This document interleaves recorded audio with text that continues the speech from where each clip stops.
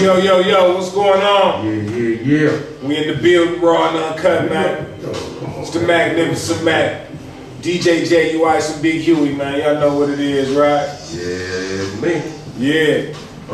We got a special guest in the building, too, man. Go and introduce yourself to the people, homie. Yes, sir. It's the kid Play B, man, all the way from the south side of Chicago, but I'm residing in Arizona now. Oh, word? South side of the Chi, huh? Yes, From the windy, baby? Yes, sir. Right on, right on. Yeah, I love Chicago, man. Oh, yeah, nice city, man. Man, they still got the Click out there, that club, the Click? I don't know about all that. Oh, man. You know, they be changing them up, so. Okay, right on. So yeah, man, we gonna get my man business, man. Y'all know what it is.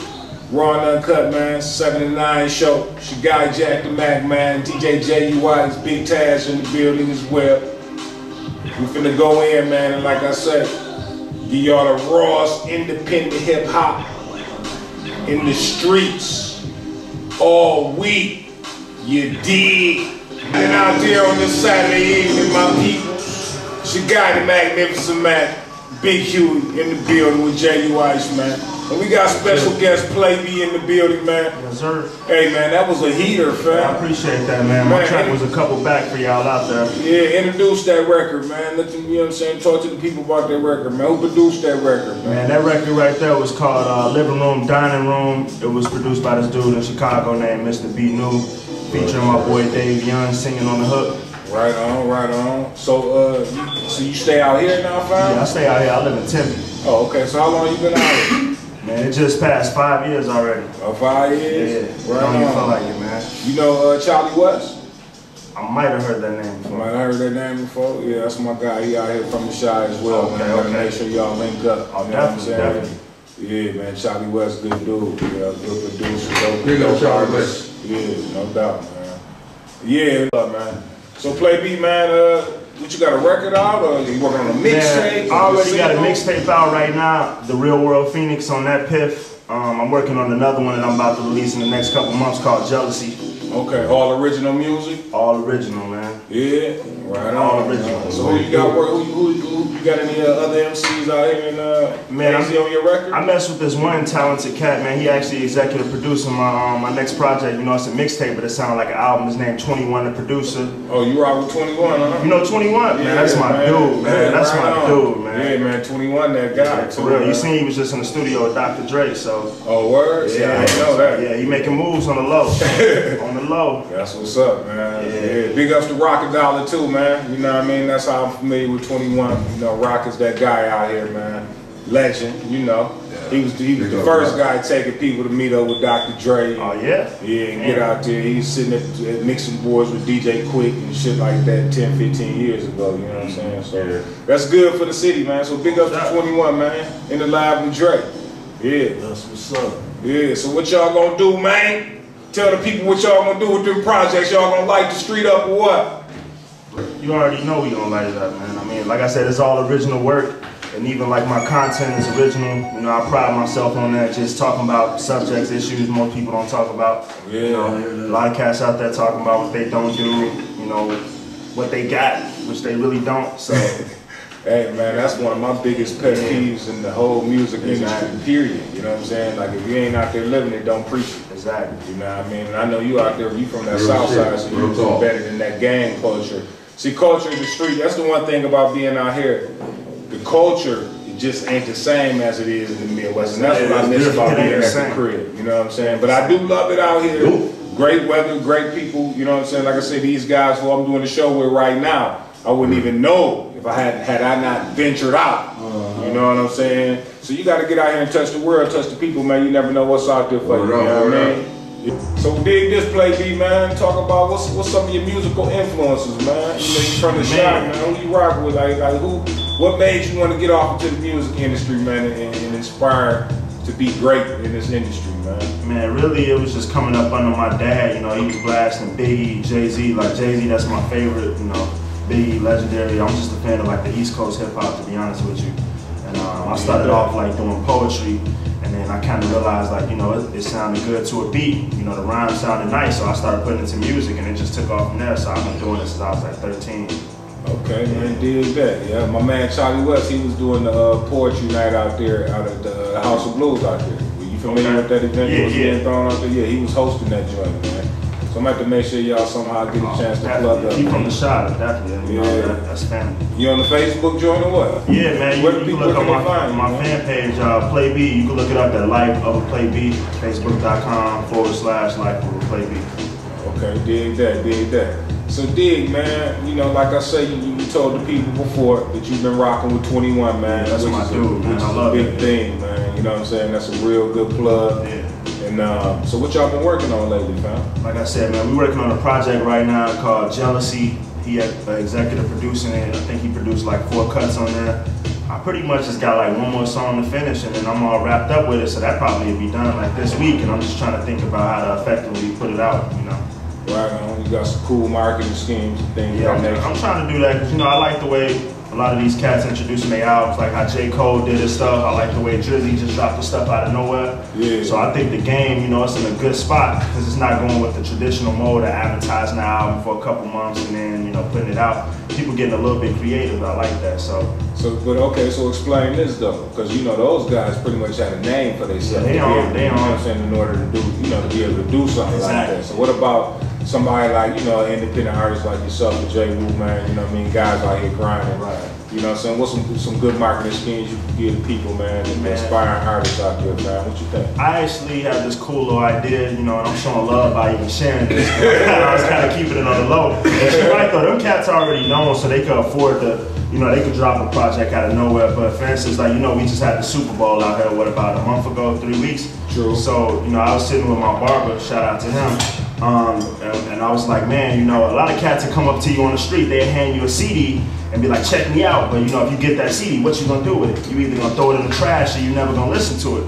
Right. So what I decided was, you know, if I had a flash drive, you know, and it was customized and it had my music on it, like pictures, bio, videos and stuff like that of that nature, you know, that'll stand out. You know, so that's what I did. You know, it was this company I went through, and I was able to get that done, like, and order them in bulk. And you know, so what I was doing is I was hanging out in like hotel lobbies during the Super Bowl, like downtown, like at the Sheraton, like just knowing I'm gonna run into people. Like if I give them my flash, they gotta, out of curiosity, they gotta check it out. So I ain't really want to share that, but you know, I spread love so to the people. If you got the initiative to do that, you know, make it happen. So no doubt, man, that's crazy. One of my guys, man, who I'm close to, I grew up with, as a matter of fact, he had that idea some years ago. It's smart, man. Yeah, you know what I'm saying? And he was like, but I mean, you know, I like a little bit of everything. Right.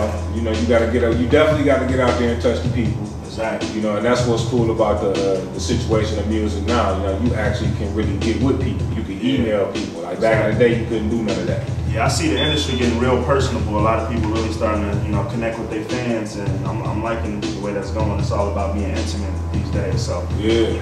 I did that as well, man. Motherfuckers, quit being stuck up, motherfuckers. Exactly. I hate that, acting like you're too good to, yeah, I hate that. Especially cats that's not even on yet, you know. Yeah, man, it's crazy, man. You know what I mean? These niggas out here be thinking they made it, man.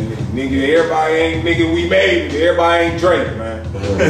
Get out here and show some love, man. But Drake worked for his shit. True. He didn't sit on his ass and, I'm gonna just play this one and get out. He busted his ass. It's grinding that do it. And a lot of y'all getting that shit confused.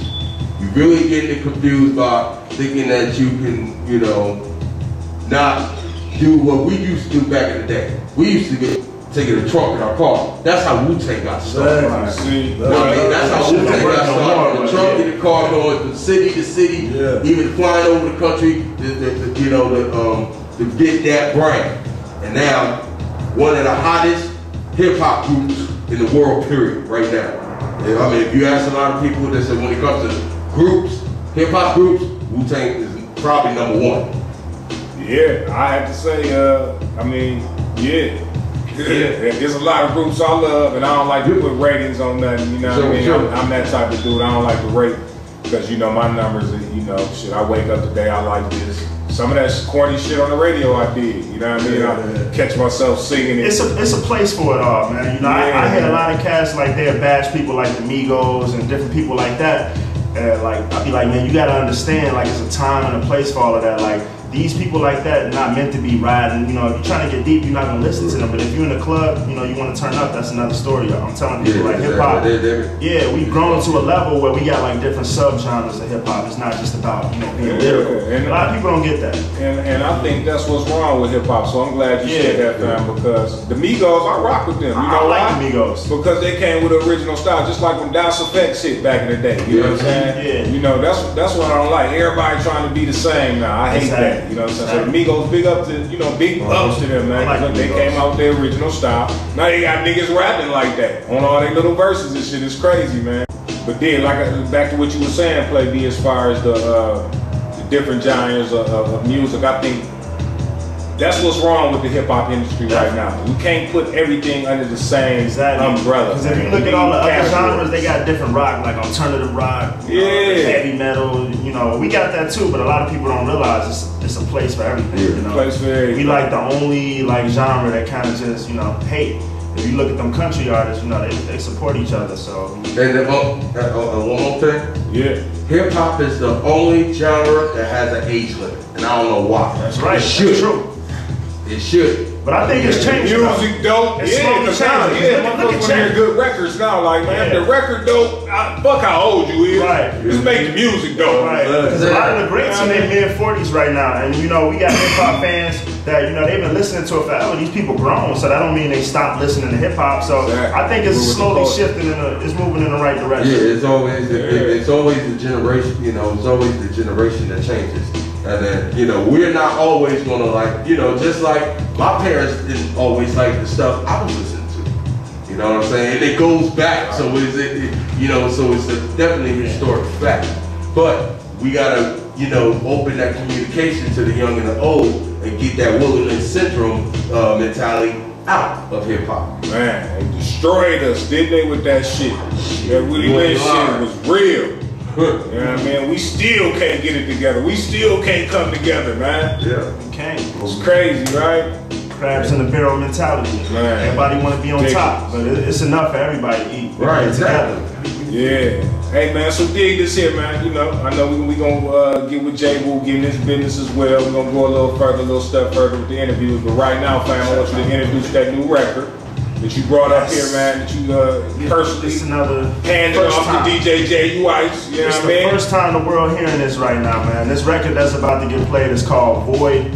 Shout out to my manager, Blue, he loved this record, he listening right now. This actually produced by 21, the producer. Big up to 21. Yeah, shout out 21. It's basically, you know, my frustrations with the game, you know, the industry, kind of like everything we talking about right now, you know? It's oversaturated, you know, people not keeping it real, so it's just my frustrations, man. Right on. So we gonna bang that joint out. You hear me? I love y'all. Raw and uncut. Let's go. Man, number love, man. Hey, bro.